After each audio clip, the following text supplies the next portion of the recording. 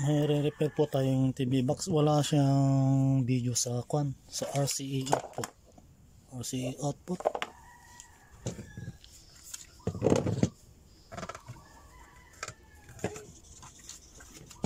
Buksan natin kung ano po nangyari.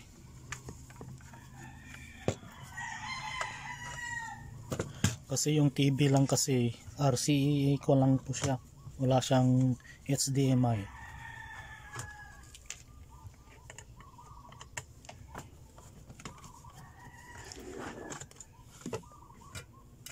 The moment of truth.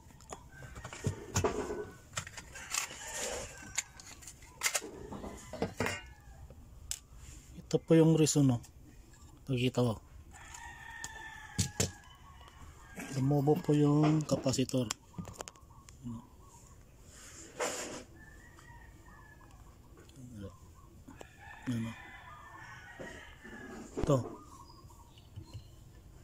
Ito po ay papunta sa video output. Ito po yung papalitan po natin. Tanggalin po natin at palitan.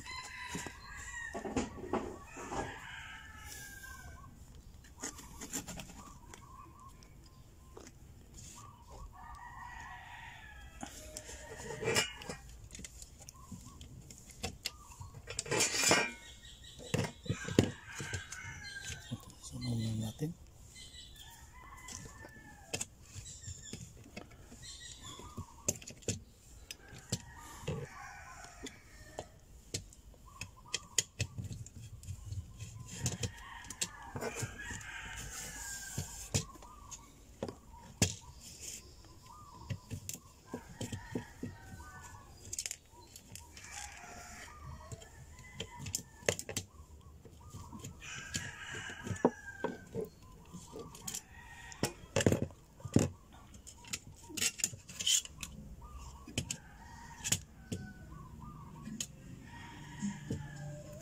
Tapos yung isang capacitor dito, lumobo siya. 10 volts po kasi yung niya.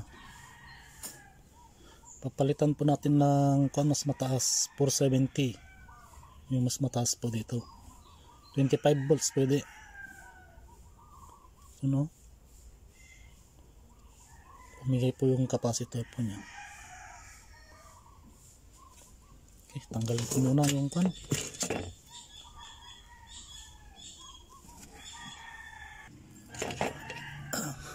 yung isa napalitan na po, pero hindi po pinalitan yung isa. Ito napalitan na po ito. Masumabog po.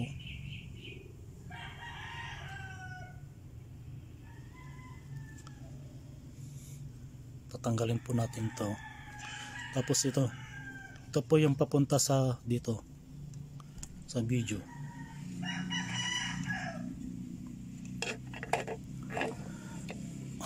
Painit ko lang muna yung solder ngayon, tapos tatanggalin po natin to.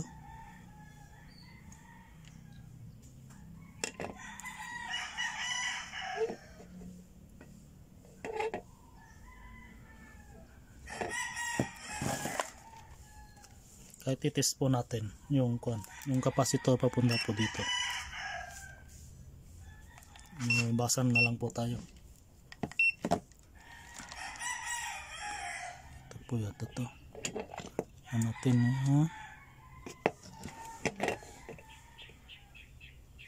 ito po. Connected po siya sa capacitor.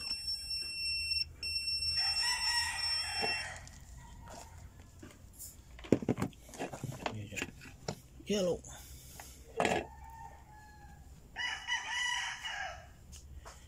Linisan ko muna to. Brush po natin. Shortcut video na lang po para hindi tumagal po yung video po natin.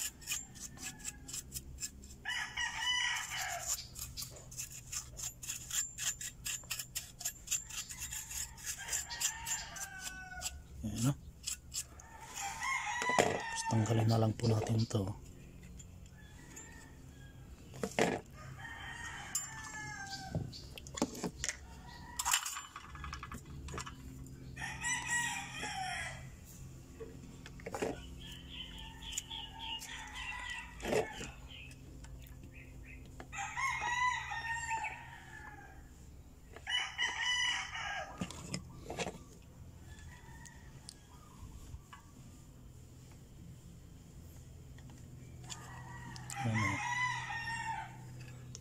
madali po.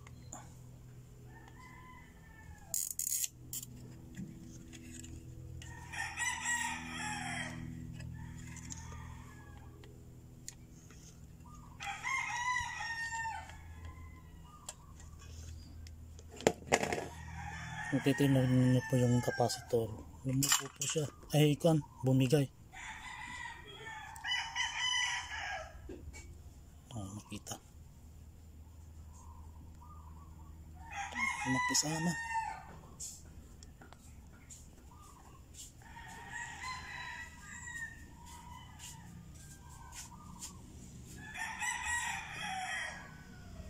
Yun o.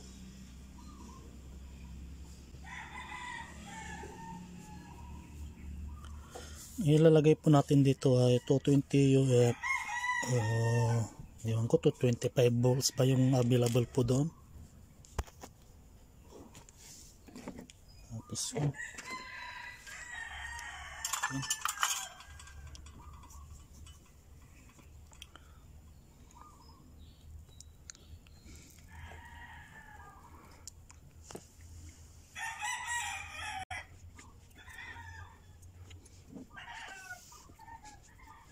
Mahirap po. Mahirap pala pag-double side. Kasi nakaraan hindi po talaga yung ano ko na po yung kanyan. Tapos ito muna, dito. Papalitan na rin po natin. Ay!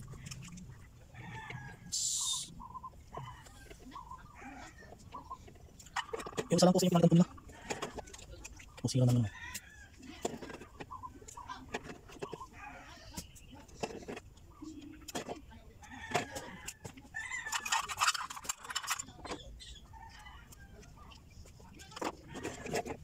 Eagle.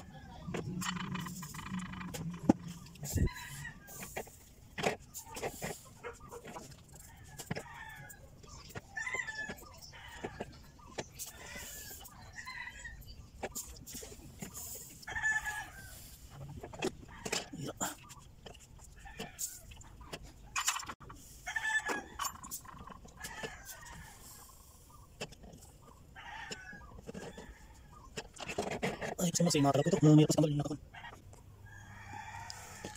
Itong 220 UF 10 volts ang ilalagay po natin ay 220 25 volts. Kita.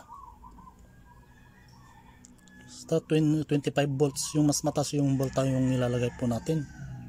220 tapos yung isa 470 10 volts yung dati. Tapos ang ilalagay po natin ay 470 25 volts.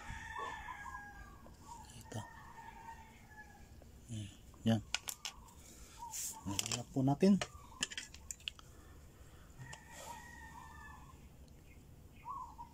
O 220 o 25 volts.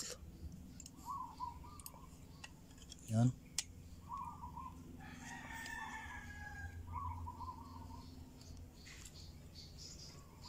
Ginagawa natin.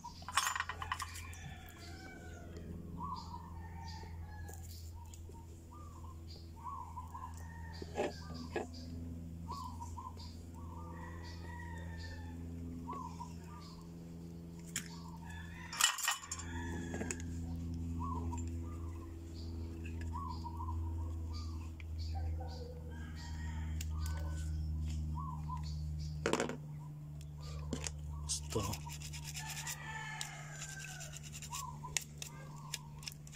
La cortina.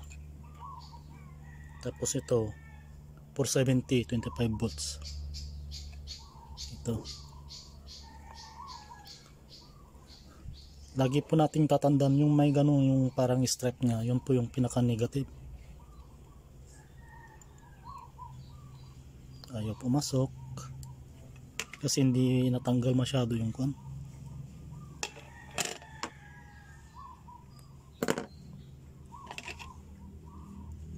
Ganito na lang po yung gagawin.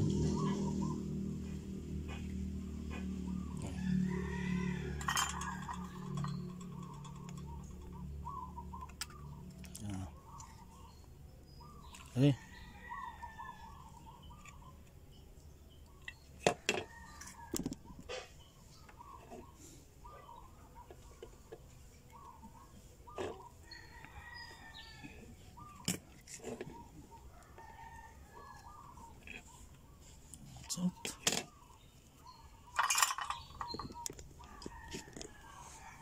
naikabit na natin. I-stop na po natin, tapos ipakita ko na lang po yung resulta kung okay na po yung kunya. So in testing natin. Ikat po natin.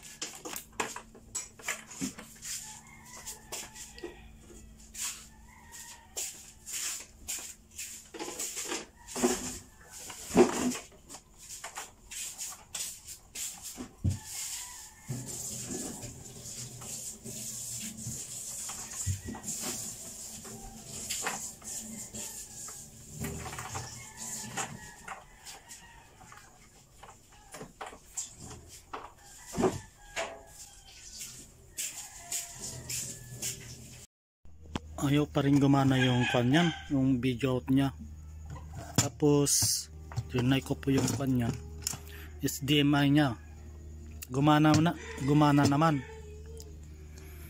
Wala pang 30 minutes yata, wala na po yung power nya. Share ko na lang po yung nagka problema, kaya wala po siyang lumalabas na output sa RCA, kasi yung TV ng may-ari RCA lang po yung available. Buksan ko muna. Another panibagong problema ng GMA for the box. Yan po, nabuksan ko na po. Tapos yung capacitor bago na po, ayaw pa rin gumana. Nung nag-test po ako dito, tinanggal ko yung malilit na pyesa dito. Akala ko ito po yung mga short nya. Malin lang. Yan po. Ito pong capacitor na po to. Capacitor sa kuan. Yan.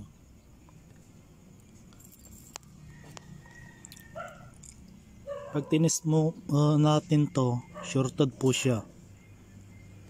Tinanggal ko ito pero ganun pa rin, may short pa rin yung dalawang ito. Papunta sa dito sa pinaka main IC po niya. May shorted po siya dito. I-try po natin.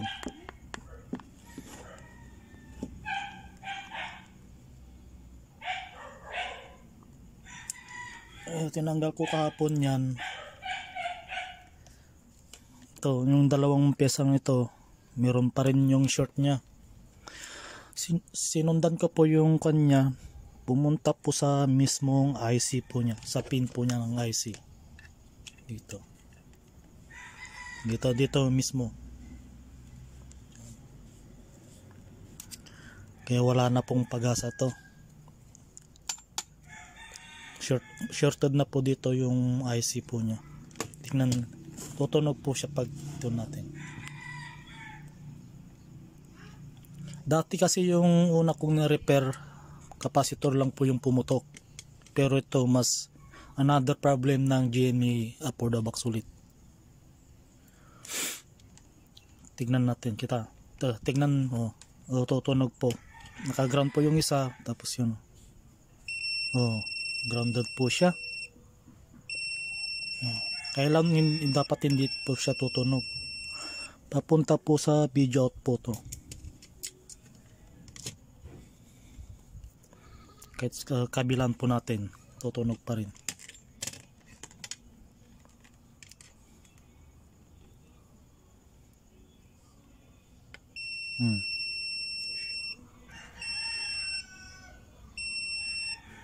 Tapos tinanggal ko kahapon po ito. Ganun pa rin, shorted pa rin. Sinundan ko po yung kanyang layout niya. Ditong sa mismong IC na po yung may problema.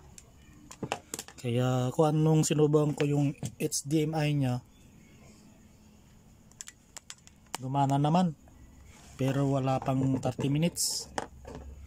Nag-shut off na po siya. Wala na. Kaya ito po yung may problema. Shorted po yung main IC po niya. Yan, panibagong problema po ng GMA for the box. That's it. Ito lang po may share ko po ngayon. Ito pala yung ito pala yung pinalit ko sa papuntang sawan. Pero natamaan pa rin yung kanya. Pinaka main IC po niya. That's it for today. Thank you for watching.